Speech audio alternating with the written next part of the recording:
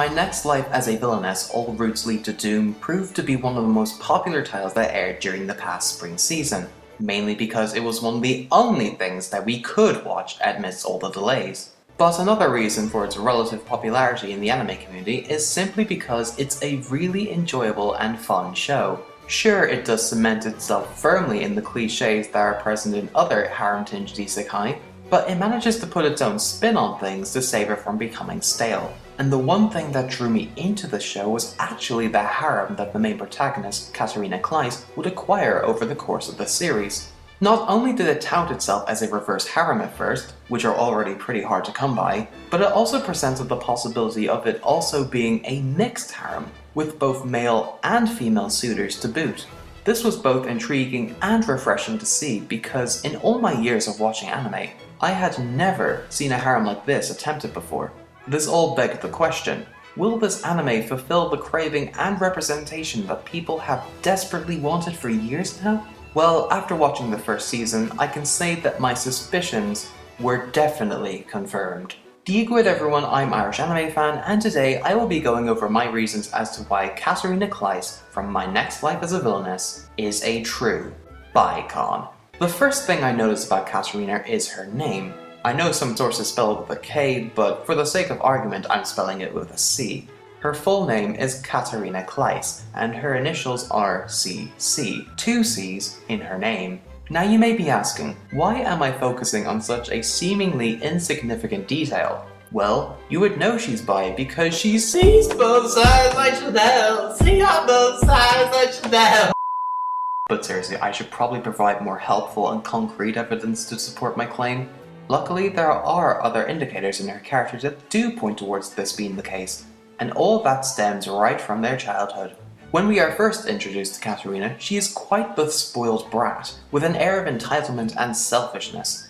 However, once she receives a bump to the head, regaining her memories of her previous life, and realizes that she is, in fact, the villainess of the Otome game Fortune Lover, that's when we see a drastic shift in her personality. It's almost akin to that light bulb moment where you first realize, oh wait, maybe I haven't been straight this whole time?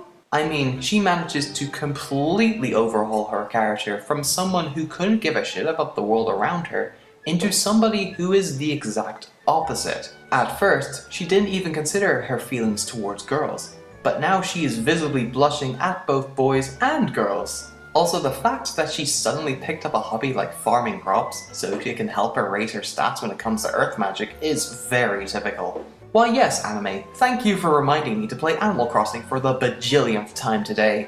That's a lie, I've actually never played an Animal Crossing game in my entire life. Please don't kill me! Speaking of games, we find out in Fortune Lover that every possible ending leads to Catarina either being exiled or killed. In short, there is no good outcome for her at all. In order for her to avoid that, she plays tactically by getting into the good books of all the characters that she comes across. However, what she and her mini council of Catarina in her head, aka her 5 remaining brain cells, don't realize is that while they were so preoccupied with not triggering the doom flags, what they fail to realize in the moment is that they end up making all of these characters infatuated with her right from the get-go. She gives off the allure of being a natural charmer, but we all know that deep down, she is a complete disaster when it comes to romance. That feeling when you meet someone cute, but you so desperately need to go to the bathroom, so you leg it before you even get to say hello to them? That is what we call a big mood. Though her density is probably a side effect of the amount of bi confusion she has with everybody around her. Actually, let's talk about her interactions with the other characters, as she develops a unique relationship with each one of them. The boys are more straightforward, but their personalities have since changed drastically from their game's counterpart as a result of Catarina's meddling. First we have Giordo, her fiancé, but just because he has that distinction doesn't exempt him from the odd teasing that he gets from Catarina, and thus has given him more sensitivity when it comes to talking about his feelings. Giordo's brother Alan initially had a competitive streak in him, especially towards his brother, but has since let that go in order to flourish in other creative endeavors once Catarina lit the way for him. Her stepbrother Keith, who was previously apprehensive about getting close to anybody due to his tremendous magic ability, confides in Catarina and wholeheartedly accepts him into her life, thus transforming him into a true gentleman that looks out for his sister, rather than the playboy he is in the game. And Nickel is... well, he kind of doesn't deviate from his devilish and stoic persona all that much, but he's still pretty cute though. I mean, what? The girls, on the other hand, are far more varied in terms of their affection towards Catarina, as they are all deeply fond of her. I think that this side of the harem is explored more thoroughly than the boys. But wouldn't that detract from the whole bi experience? Actually, no it doesn't, because whether you have a 60-40, 75-25, or even a 95-5% preference to one sex over another, you still count as bi, and your sexuality is still valid. Why is the video focusing on me all of a sudden? When we first met Mary, she was a quiet and timid individual whose hard work went unnoticed, but when Catarina recognized the talent that she had for gardening, this allowed her to come out of her shell.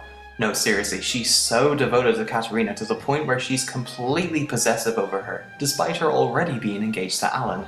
Maria, the game's protagonist, also develops a wholesome bond with Catarina, as Catarina is always looking out for Maria even when it's outside her main objective, and in return, Maria gives her her homemade sweets, which she arguably loves more than anybody else in her harem, which, you know, is also a big mood.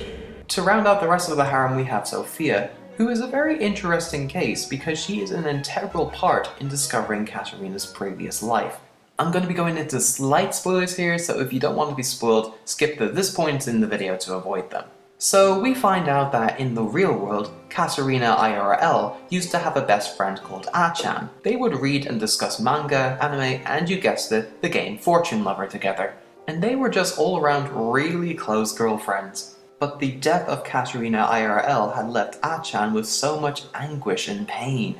However, it turns out that A-chan's memories had been implanted into Sophia. It isn't clear how they got there, but that doesn't matter since she gets to spend more time with her girlfriend that she thought she had lost forever. It's now up to Catarina to not only avoid all the routes towards doom, but to also escape the dreaded bury your gaze trope. I was already leaning towards this pairing due to their shared obsession over romance novels, but now that this has been established, I am now firmly on the team of Sophia. Don't fucking at me. Even her exchanges with the minor characters have a lot of charm to them. Why am I in this anime? What is going on with this video? Despite her perpetual density and upholding the title of the Villainess in the game, that doesn't stop her from being an all-around good and kind-hearted person. Even if her intent lies behind a tactical ploy just to stay alive, her feelings otherwise are still incredibly genuine. While she does come across as a little too forward and eager sometimes, that is balanced by the amount of warmth and acceptance she exudes. She stands up for her friends whenever they are in need every time. Her existence just brings out the best in people and just changes them for the better.